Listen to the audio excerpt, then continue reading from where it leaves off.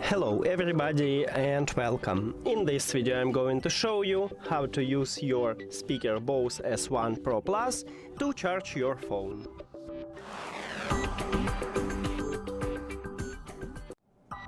All you need to have for this is just USB-A cable to USB-C. But if your phone do not support USB-C, then you need USB-A to Lightning or USB-A to micro USB. Now, at the back side of the speaker, we have USB-A port.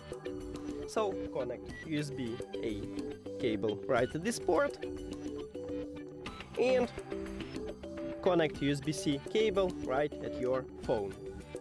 And after that, we need to turn on this speaker. So press one time at the power button. And now it turn on and it should start to charge our phone. And right here we have it. That's it.